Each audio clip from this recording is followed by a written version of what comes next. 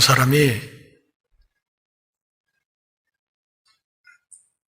이뻐 죽겠네 이렇게 이야기를 했다면 그게 무슨 뜻일까요?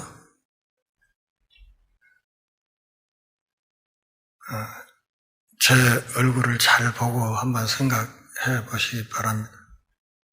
어이구, 이뻐 죽겠네. 뭐, 이렇게 할 때하고, 이뻐 죽겠네.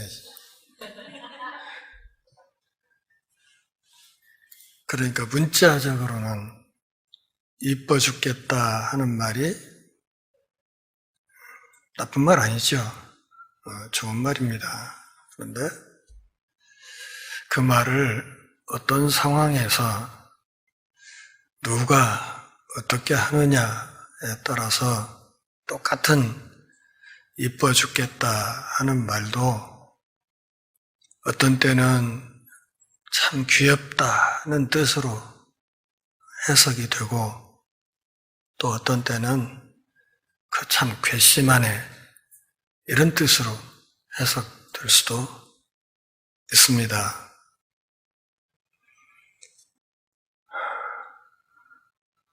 이제 탄핵이 됐지만 윤석열이 집권 과정에서 가장 많이 내놨던 낱말이 공정과 상식, 자유, 법치, 민주주의 이런 말이었습니다. 다 좋은 말입니다.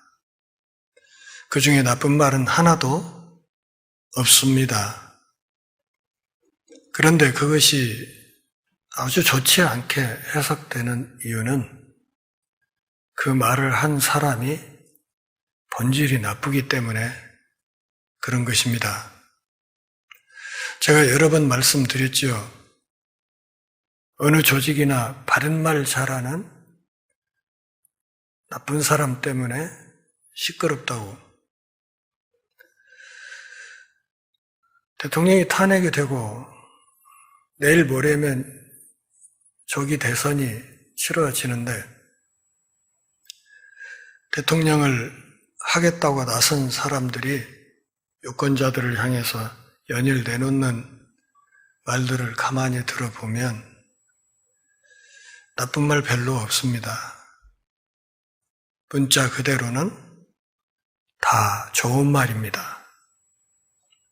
그리고 누구를 세워도 우리나라를 멋지게 끌어갈 것 같은 그런 느낌이 드는 괜찮은 말들을 계속 토해내고 있습니다.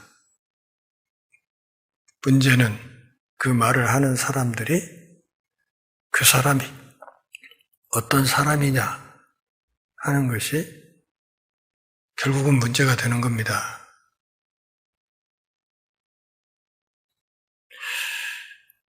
예수님이 본문 앞에 25장까지 계속해서 하시고 있었던 말씀이 무엇입니까? 그분의 파루시아에 관한 것, 그분의 재림에 관한 것이었습니다. 두 가지를 말씀드렸죠. 그분의 파루시아는 확실하다. 그리고 그 파루시아가 지연될 수도 있다. 그런데 실제로 예수님이 파루시아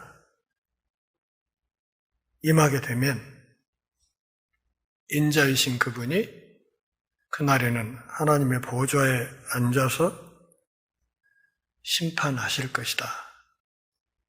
그렇게 말씀하셨지요. 오늘 26장은 바로 그런 예수님의 종말론 강화에 이어지는 말씀입니다. 그러니까 본문 앞에 25장까지 해서 예수님은 당신이 인자다. 반드시 다시 온다. 그러나 다시 오는 그때에는 하나님의 보좌 우편에서 만민을 심판할 것이다. 그렇게 말씀하셨지만 오늘 본문에서는 그 파루시아 이전에 그분 자신이 먼저 심판을 받을 것이고, 파루시아 이전에 그분 스스로가 먼저 십자가에 못 박혀 죽을 것이라고 그렇게 말씀을 하십니다. 오늘 본문 3절부터 5절까지 가야바를 비롯한 대제사장들이 예수를 죽이려고 음모를 꾸미는 이야기가 있고, 본문 맨 뒤쪽에 14절부터 16절까지 가룟 유다가 그 제사장 무리와 공모해서 예수님을 팔아 넘길 꿍꿍이를 부리는 이야기가 있습니다. 그러니까 본문의 앞쪽과 뒤쪽에 예수를 죽이려는 음모가 있다는 사실이 드러나 있고, 그리고 그 두 덩어리의 나쁜 이야기 사이에 옥합을 깨서 예수님께 향유를 부은 어떤 여인의 이야기가 들어 있습니다. 마태는 이와 같은 마태복음의 구조를 통해서 아주 사악한 무리들 사이에 이 옥합을 깬 여인의 이야기를 끼워 넣음으로써 이 여인의 행위가 얼마나 보석처럼 빛나는 것인지 그것을 우리에게 강조해서 보여주려고 했던 것입니다. 예수께서 이 말씀을 다 마치셨다 하는 말은 25장까지 이어진 종말론 강화를 말하는 것입니다. 그것을 다 끝내신 뒤에 이것으로 예수님의 가르치는 사역이 다 끝났다 그런 말이죠. 가르치는 일을 다 끝내신 뒤에 제자들에게 말씀하십니다. 너희가 아는 바와 같이 이틀이 지나면 유월절이다. 그러니까 오늘 본문의 이 이야기는 예수님의 마지막 공생의 기간, 다시 말하면 고난주간 화요일과 수요일에 걸쳐진 이야기다 하는 것을 알 수 있습니다. 이틀이 지나면 목요일 유월절이다. 인자가 십자가에 못 박히기 위하여 팔릴 것이다. 당신이 죽을 시점, 죽는 방법, 이것을 세밀하게 알고 제자들에게 이 말씀을 하신 것입니다. 십자가에 못 박히기 위하여 팔릴 것이다 하는 이 팔린다 하는 이 말이 헬라어 성경에서 신적 수동태로 되어 있는데, 이 신적 수동태라는 말은 이것이 하나님의 뜻에 의해서 집행되는 일이다 그런 뜻입니다. 팔리는 것이 예수님이 무능하고 예수님이 뭐가 죄가 있고 그래서 팔려 죽는 것이 아니고 하나님 아버지의 뜻에 따라서 죽는 것이다 하는 것을 헬라어 문법이 가르쳐 주고 있습니다. 더 정확히 말하면 하나님 아버지께서 예수 그리스도를 십자가에 내어 주신다는 것을 이야기를 한 겁니다. 그러니까 예수님 스스로가 그분의 죽음이 최후의 유월절 희생제물이 될 것이다 하는 것을 명확하게 말씀하신 것입니다. 고린도전서 5장 7절 보면 사도도 같은 이야기를 했습니다. 그리스도께서 우리의 유월절 이 유월절 절기에 희생양이 되셨다. 그렇게 말하고 있습니다. 유월절에는 양을 잡아서 이렇게 제물로 이렇게 만들고 그리고 그 양고기를 나눠 먹지 않습니까? 그래서 예수님은 자신의 죽음을 최후의 유월절 희생 제물로 연결시켜 말하고 있다는 것입니다. 오늘 이 26장 2절 말씀이 네 번째이자 마지막 순환 예언입니다.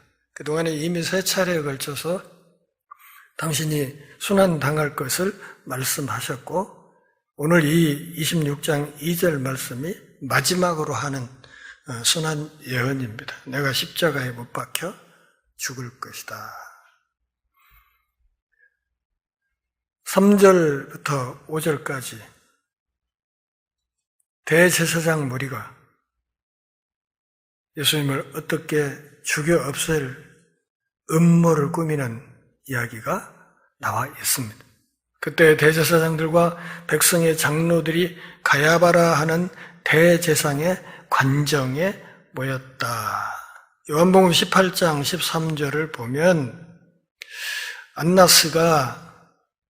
안나스의 사위가 바로 가야바라 하는 사실을 알 수 있습니다. 이 가야바가 주후 18년부터 36년까지 대제사장 자리에 있었습니다. 몇 년간? 18년간. 그런데 당시 대제사장은 로마 제국에서 팔레스타인의 대제사장을 임명을 하고 있었는데 임명할 당시에 임기는 1년이었습니다. 그러니까 매년 대제사장을 로마 정부가 임명해서 대제사장으로 사역하도록 한 겁니다. 그런데 이 가야바가 몇 년을 18년 동안 대제사장 자리에 있었다는 것은 이 사람이 굉장한 정치력이 있었다 하는 것을 말하는 것이고 아울러서 로마 정부로부터 상당한 신임을 얻고 있던 사람이었다 하는 것을 알 수 있는 것입니다. 그런데 이 사람의 뜰에 밤중에 모였습니다. 산헤드린의 공식 회의장에서 소집이 된 것이 아니라 밤에 이 사람의 집 뜰에서 임시 산헤드린 공회가 소집이 된 겁니다. 제가 지난 4년간 총신대학교 이사로 사역을 했습니다. 근데 총신대 이사의 정관에 보면 이사회 소집이 일주일 전에 이루어지도록 되어 있습니다. 그러니까 일주일 전에 우편으로 저에게 이사회 소집 통보서가 송달이 됩니다. 그리고 일주일 뒤에 정한 장소에서 모여서 이사회를 합니다. 회의를 하면 회의록을 전부 이사들이 검토하고 서명을 다 한 뒤에 일주일 뒤에 다시 총신대학교 홈페이지에 회의록을 게재하게 돼 있습니다. 그러니까 법인 이사회가 한번 모이는 이것이 굉장히 절차가 까다롭다는 것이죠. 그런데 이런 모든 절차를 다 무시해버리고 그냥 그 밤중에 가야바의 집 뜰에서 임시 산헤드린 공회가 열리게 됐다는 것이죠. 안건이 뭐예요? 예수를 어떻게 잡아 죽일까 하는 거였습니다. 회의를 소집했다는 것은 뭐예요? 합법적으로 죽이겠다는 거죠. 그렇죠? 그러니까 우리 사회, 지금의 대한민국도 문제는 뭐냐면 합법을 가장한 불법이 성행하고 있다는 거죠. 조희대가 대법관들이 모여서 법에 따라서 누군가를 심판하겠다고 해요. 그런데 그 결과가 전부 불법이에요. 그러니까 합법을 가장한 불법. 이것이 너무 많으니까 나라가 시끄러운 거예요.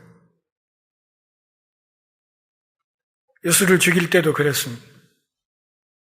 흉계로 잡아 죽이려고 했다 하는 이 말 보면 흉계라는 말이 헬라어 문맥에서 굉장히 강조되어 있다는 것을 알 수 있습니다. 아주 나쁜 악한 계획을 가지고 그런 뜻이죠. 그들은 나사렛 예수를 잡아 죽이는 것이 자기들이 하나님을 위해서 그분의 영광을 위해서 열심히 일하는 거라고 착각했을 수도 있습니다. 그런데 겉으로 내세운 명분은 하나님의 영광을 위한다고 했지만 이면에는 뭐가? 그들의 밥그릇이 있었던 거죠. 저 예수를 죽이는 것이 하나님의 영광을 위한 거다. 회심하기 전에 사도 바울도 그랬습니다. 그래서 합법을 가장한 불법을 행하려고 하는 것입니다. 그러면서 밀란이 날까 두렵다. 그러니 이 6월절 축제 기간에는 하지 말자고 얘기를 했습니다. 당시 기록을 보면 절기 때 예루살렘에 평소 인구의 약 5배 정도가 모여들었다고 합니다. 그러니 시가지가 얼마나 북적였겠어요.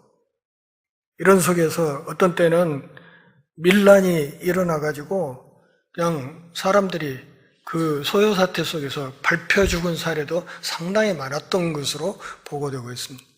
이태원 사태가 벌어진 거죠. 그런 일들이 있었기 때문에 이 사람들이 이 축제 기간에 이 예루살렘에서 밀란이 일어나서 시끄러워지면 로마 정부로부터 자기들이 미운털이 박히게 되고 그러면 자기들의 지위가 어려워진다고 생각을 한 거예요.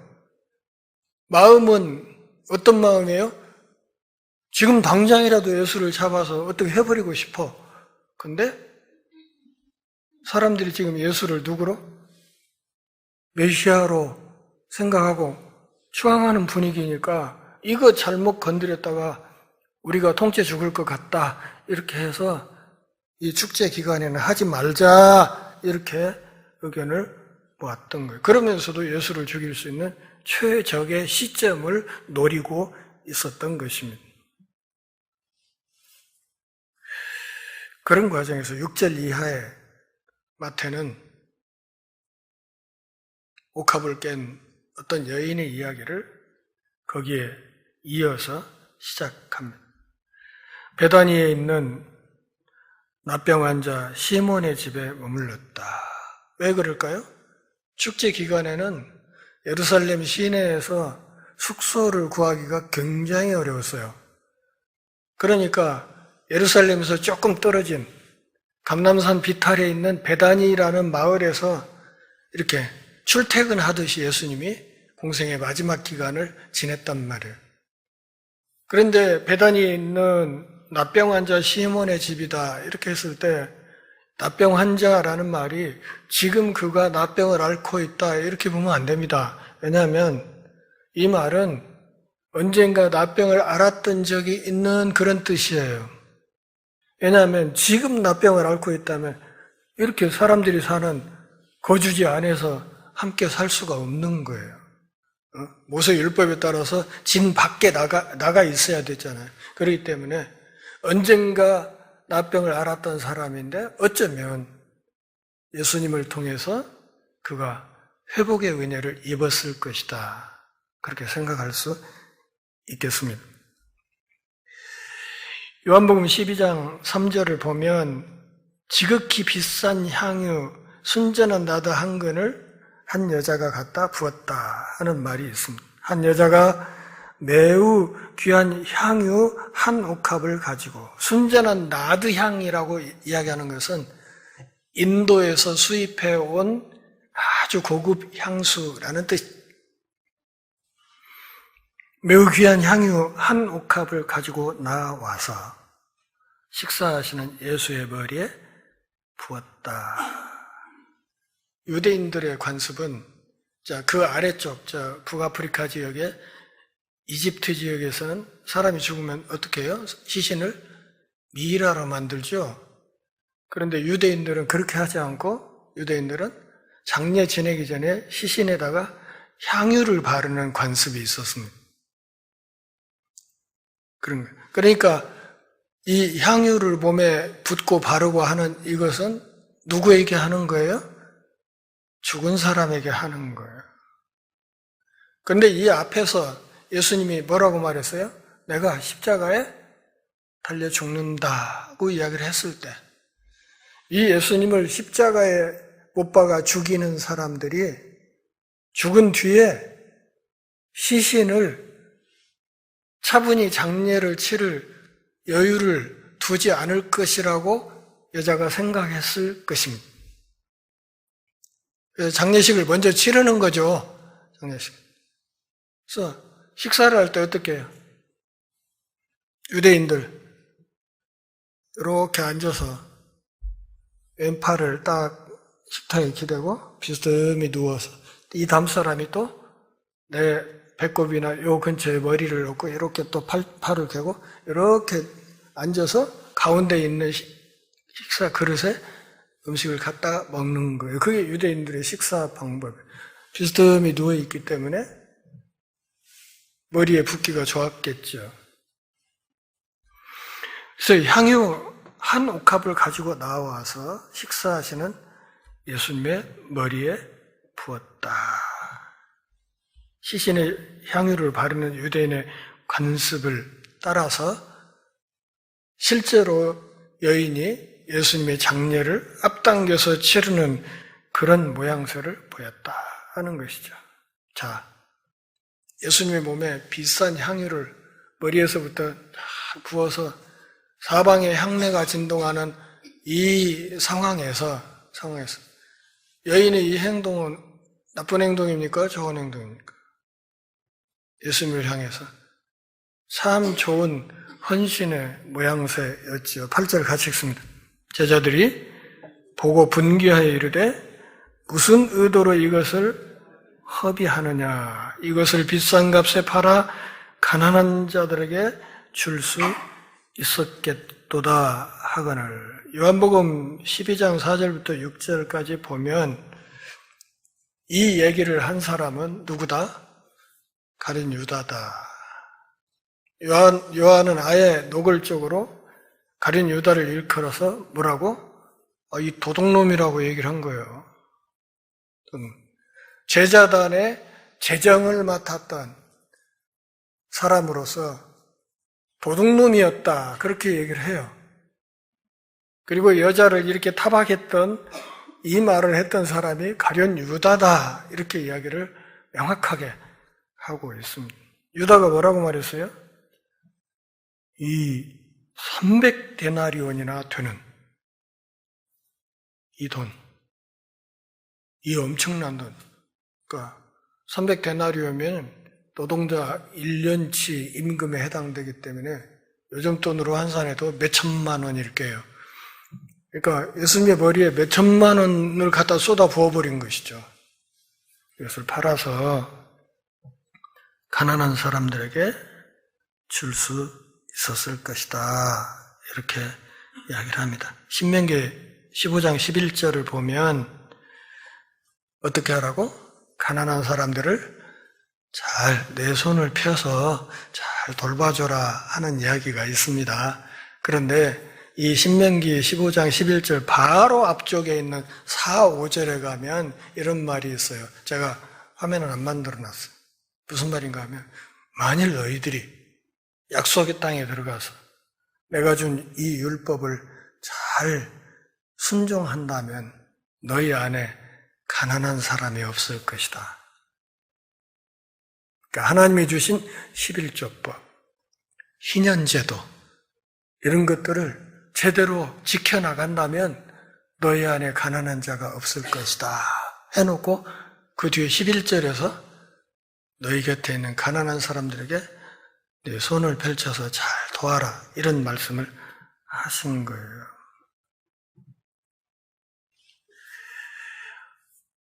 이 엄청난 몇 천만 원 돈을 이렇게 허비를 해서 쓰는가?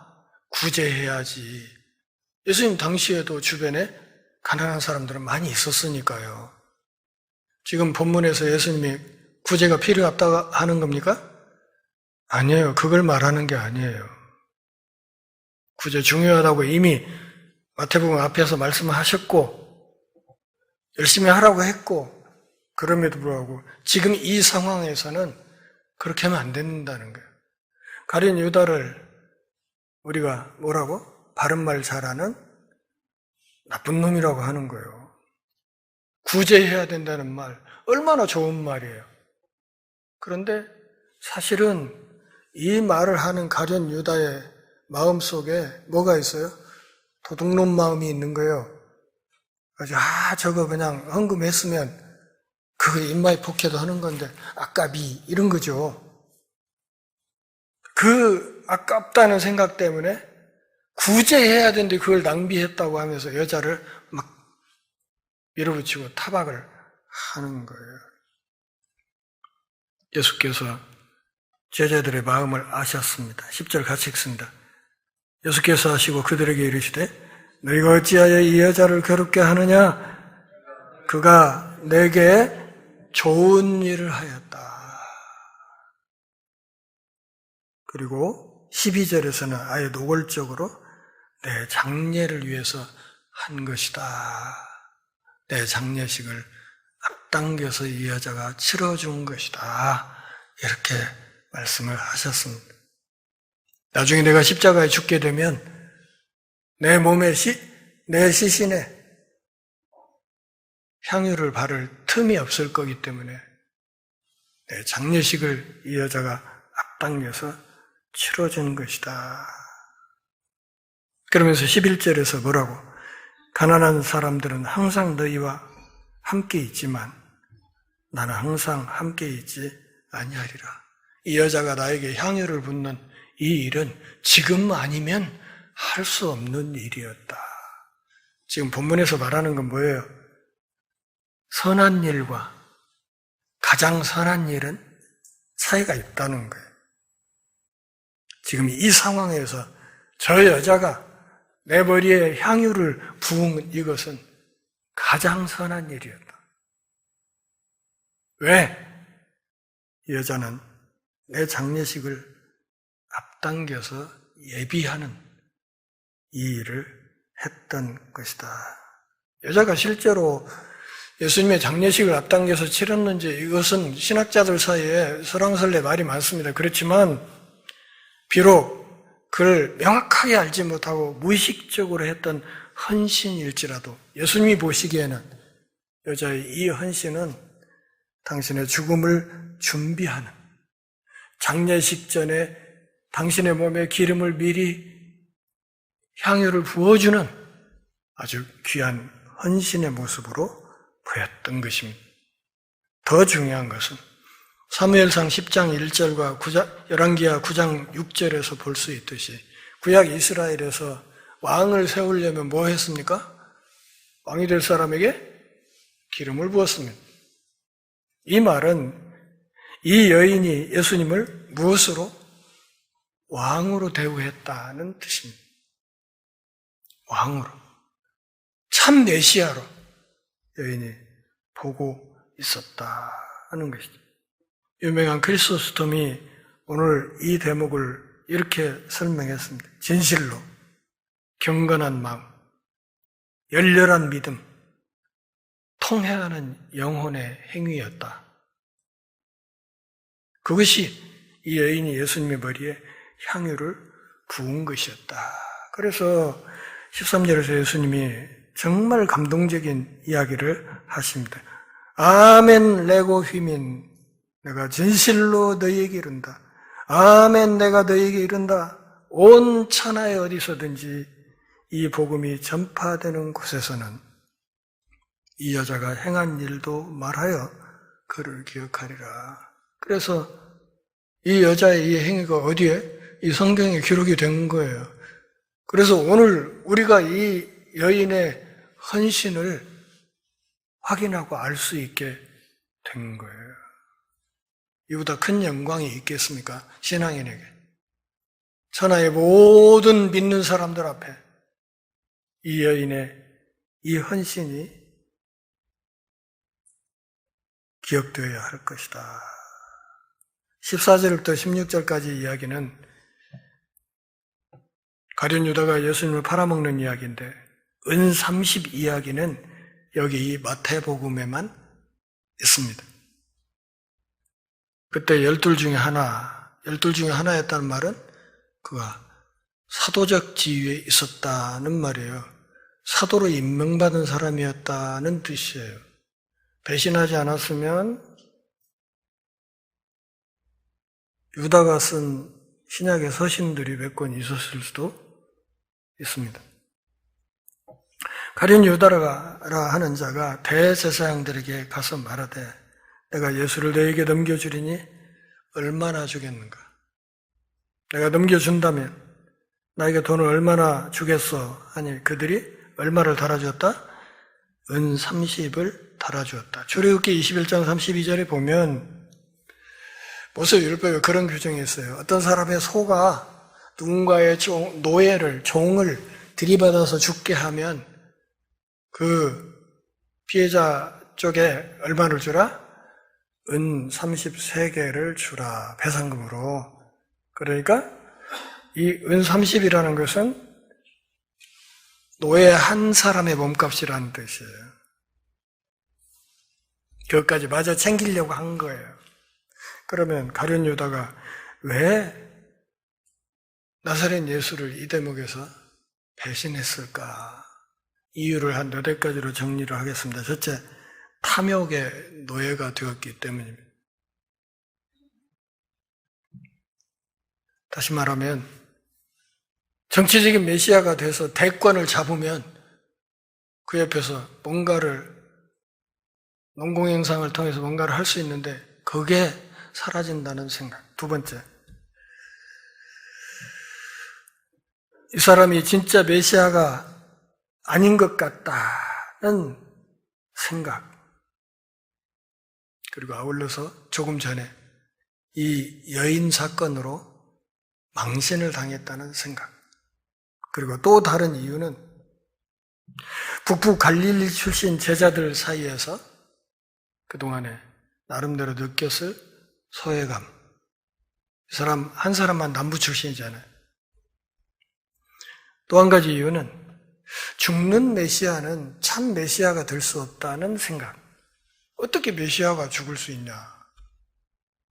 메시아가 어떻게 죽느냐? 어떻게 십자가에 죽을 수 있냐?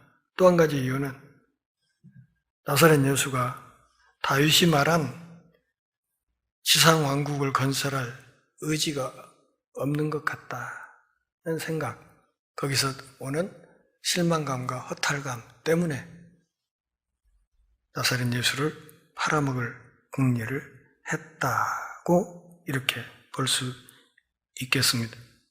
사도행전 1장 16, 17절을 보면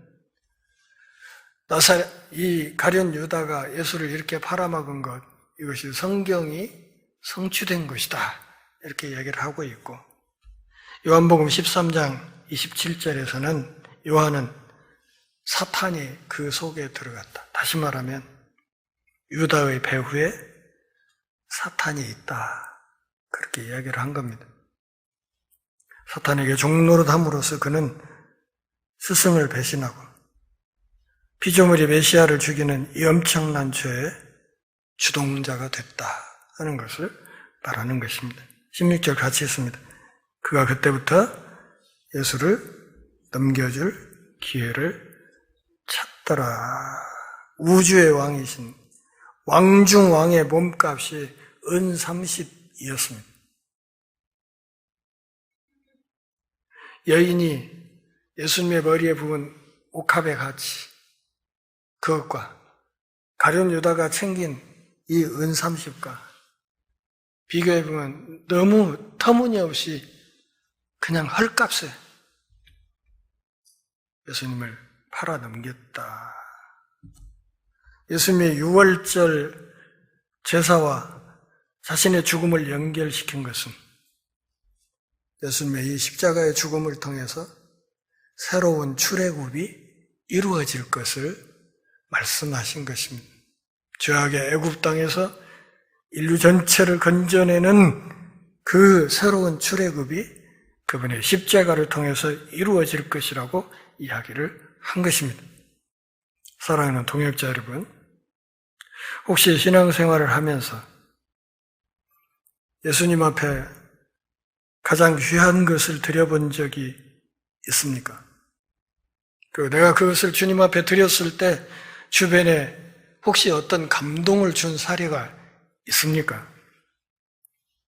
오늘 본문 10절과 13절에서 마태가 우리에게 강조하는 것은 예수님을 위해서 한 일은 그것이 어떤 일이든 영원히 잊혀지지 않는다.